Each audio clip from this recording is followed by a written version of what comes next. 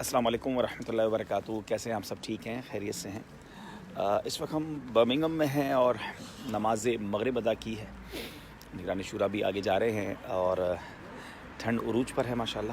اور 4 بجے کے قریب مغرب ہو جاتی ہے. بڑا شارٹ ڈے ہے. میں نے تھوڑے دنوں پہلے بھی عرض کیا تھا لائیو پروگرام میں. اب میں نے کہا سوشل میڈیا پہ عرض کرتا ہوں. جو یو کے میں رہ رہے ہیں، یورپ میں رہ رہے ہیں، بلکہ دنیا میں آج کل ٹھنڈ کا موسم ہے اور روزہ رکھنا آسان ہے.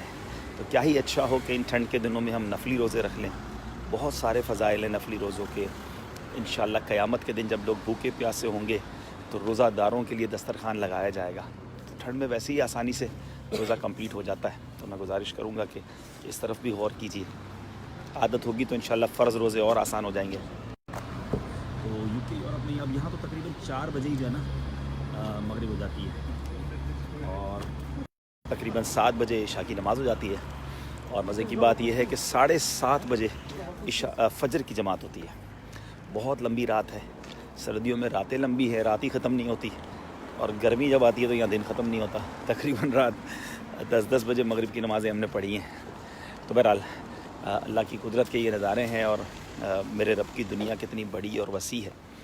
آپ سب کا بہت شکریہ. آپ سب کے لیے آپ سب سلام جو لکھ رہے ہیں، آپ سب کو وعلیکم السلام ورحمۃ اللہ وبرکاتہ.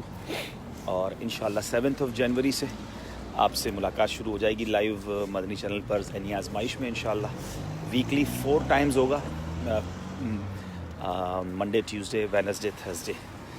اور ہفتے میں 4 دن لائیو کریں گے انشاءاللہ. اور آنے والے سنڈے کو انشاءاللہ میرے کراچی میں 2 بیانات ہیں. جو باب المدینہ کراچی میں رہتے ہیں وہ انشاءاللہ جوائن کرنا چاہیں تو کیجیے گا. انشاءاللہ پیج پہ شیئر کر دیں گے ہمارے بیانات کی ڈیٹیلز. اور منڈے دوپہر کو انشاءاللہ صدر میں ریکس سینٹر میں تاجران میں بیان ہے انشاءاللہ. تو انشاءاللہ بیانات کا سلسلہ بھی شروع ہو جائے گا اور ذہنی آزمائش بھی شروع ہوگا. تو آپ سب سے اللہ نے چاہا تو ملاقات رہے گی. بہت شکریہ آپ سب کا. میں کوشش کروں گا کہ کچھ دیر کے لیے نگران شورا سے بھی آپ کی بات چیت کرائیں ہمارے پیج پر انشاءاللہ. لیکن فی الحال وہ آگے جا رہے ہیں. تھوڑی دیر بعد انشاءاللہ دیکھتے ہیں. دعا میں یاد رکھیے گا. فی امان اللہ. السلام علیکم.